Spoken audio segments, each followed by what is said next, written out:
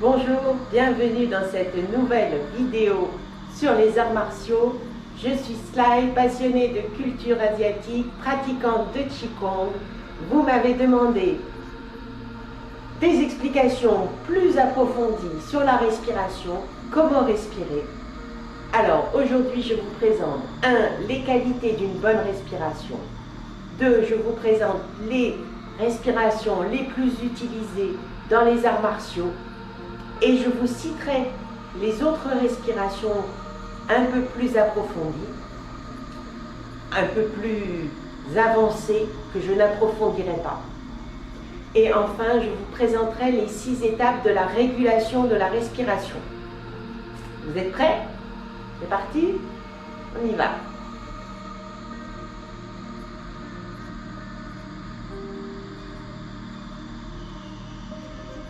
Les premières qualités à rechercher pour une bonne respiration sont qu'elle soit calme, régulière, paisible. D'où l'importance de réguler son mental, d'où l'importance de la méditation. La chose à savoir pour la respiration est que la respiration se fait par le nez. L'organe de la respiration est le nez. La respiration par la bouche est une respiration d'urgence. Donc, à 100% par le nez, il faut respirer. Donc,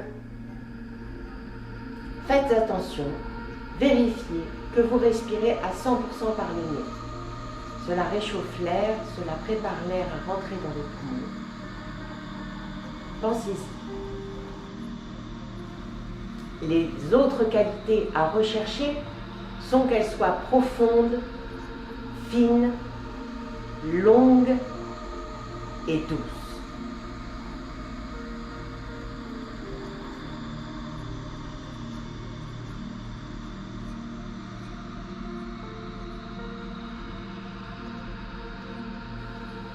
Je vais vous présenter les 4 respirations les plus utilisées dans les arts martiaux. C'est important de pouvoir expérimenter différentes respirations. La première respiration utilisée dans les arts martiaux est la respiration naturelle. La respiration naturelle nous aide à comprendre comment on respire naturellement. Observez-vous, regardez-vous, qu'est-ce qui bouge, à quel endroit. Alors souvent, les enfants respirent au niveau de l'abdomen. Quand on vieillit, à partir de 30 ans, on respire au niveau de l'estomac. Et en vieillissant, on a tendance à utiliser ses capacités thoraciques. Observez-vous, regardez-vous et essayez de rendre votre respiration avec les qualités que nous avons décrites. Calme, serein, uniforme, lente, silencieuse. La deuxième respiration utilisée est la respiration thoracique. La respiration thoracique développe les capacités pulmonaires et développe la capacité à retenir sa respiration. C'est une respiration qui est beaucoup utilisée dans les arts martiaux externes et qui ne doit pas être utilisée de manière régulière par les autres pratiquants. En effet, développer les capacités pulmonaires, c'est développer ça développe les muscles respiratoires et quand on cesse de pratiquer, il peut y avoir un effet élastique. Cependant, cette respiration est intéressante car elle permet de guider le chi jusqu'à la peau et cela est intéressant pour augmenter la qualité de chi de l'air. Donc de temps en temps faire une respiration, un exercice de respiration thoracique permet de secouer un peu les cellules, de faire circuler le chi dans des endroits peu utilisés et permet aux cellules de se régénérer.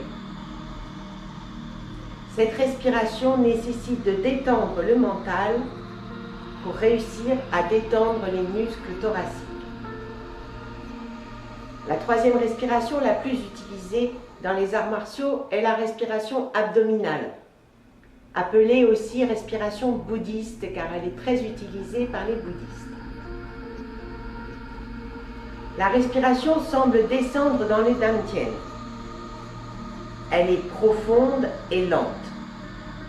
Ce type de respiration est appelée respiration de retour à l'enfance parce qu'elle est douce, profonde et naturelle comme celle d'un enfant. En respiration abdominale, les poumons sont dilatés et contractés par les muscles du diaphragme et de l'abdomen, plutôt qu'avec les muscles de la poitrine. Les bénéfices sont un massage des organes internes, leur permettant d'être sains et vigoureux, empêchant toute stagnation de chi. La tonification des muscles abdominaux, l'ouverture des méridiens du dos, une meilleure capacité du vaisseau gouverneur à réguler le chi. Une circulation plus efficace du chi des reins vers le dantian inférieur, c'est-à-dire que cela fait une économie d'énergie. Et enfin, la dernière qualité est le développement du chi haut. Pour pouvoir la pratiquer, on fait d'abord appel au yi pour qu'il maîtrise les muscles de l'abdomen. Lorsqu'on inspire, on gonfle volontairement l'abdomen et lorsqu'on expire, on le rompt. Si on s'exerce pendant 10 minutes 3 fois par jour, au bout d'un mois, on est capable de retrouver sa respiration que l'on avait quand on était bébé. Enfin, la quatrième respiration la plus utilisée dans les arts martiaux est la respiration abdominale inversée, appelée respiration taoïste. On rentre l'abdomen sur l'inspiration et on gonfle l'abdomen sur l'expiration. Cela a les mêmes bienfaits que la respiration abdominale, mais il y a une plus grande efficacité pour conduire le chi vers les extrémités. Attention, cela crée des tensions au niveau du plexus solaire, car les mouvements du diaphragme sont plus difficiles et peuvent déboucher sur une stagnation du chi. La détente à trouver est la clé de la respiration taoïste. L'étape finale de la respiration abdominale inversée consiste à faire bouger ses muscles abdominaux comme si on était en train de faire tourner un ballon. Les autres techniques plus avancées. 5. La respiration avec rétention du souffle. 6. La respiration avec inspiration et expiration complète, clé de la respiration de la peau. 7. La respiration du corps ou respiration par les pores de la peau. 8. La respiration par les pieds et les mains pour échanger avec son environnement. 9. La respiration du tisserand pour ajuster le chi du corps, dans le corps. 10. La respiration de l'hibernation. 11. La respiration du chêne. 12. La respiration vraie. Et 13. La respiration embryonnaire. Cela fait beaucoup de respirations à explorer. Déjà, les 4 premières sont intéressantes. Nous allons maintenant passer à la régulation de la respiration et aux différentes étapes à avoir en tête pour pouvoir développer sereinement sa respiration. 1. Comptez les respirations. Appliquez les qualités qu'on a dites tout à l'heure, puis comptez de 1 à 10, puis de 10 à 1. Cela empêche d'être sous tension, cela aide la pensée à se mettre en état de méditation. 2. Suivre. Prendre conscience de ses respirations et suivre inspiration et expiration.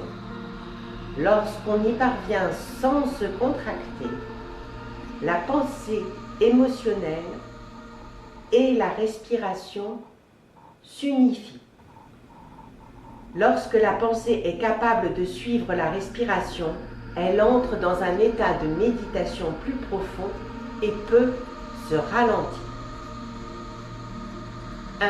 Compter. 2. Suivre. 3. Cesser. C'est le moment où la régulation est devenue non consciente.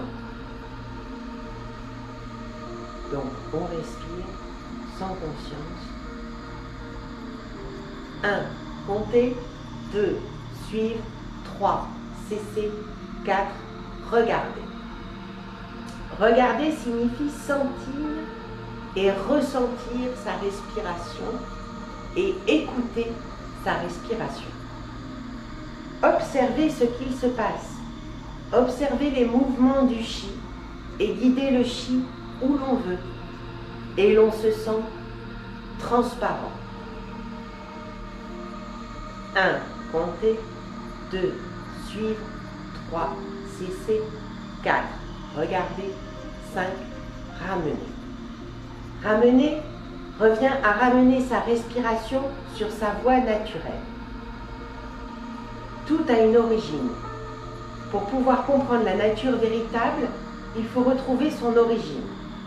La respiration est la manifestation de la vie. Elle est également la frontière entre le yin et le yang. Comprendre le sens de la vie implique que notre champ de compréhension recouvre tout l'espace, partant des pôles du yin extrême et du yang extrême jusqu'au centre. Espace où l'on retrouve toutes les graduations et les teintes subtiles de l'existence. Lorsque la pensée est capable de rester au centre, on peut juger de façon neutre et voir les choses de façon claire. La respiration naturelle permettant à la pensée d'être limpide, on peut se regarder et rechercher son moi véritable. On ne peut comprendre le vrai Tao que quand on se comprend. 1. Compter. 2. Suivre. 3. Cesser. 4. Regarder. 5. Ramener. 6. Purifier. Purifier signifie réguler ses pensées pour atteindre un niveau où on est libéré de toute émotion.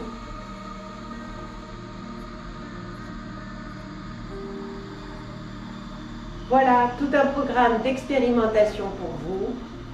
J'espère que cette vidéo vous a plu, que vous avez appris des choses, que vous allez pouvoir suivre certaines étapes pour pouvoir avancer dans votre pratique. Je vous souhaite une bonne fin de soirée, une bonne journée, selon, et je vous dis à très bientôt. Si tu n'es pas abonné, c'est le bon moment, je ne publie pas souvent. Alors vas-y, n'hésite pas.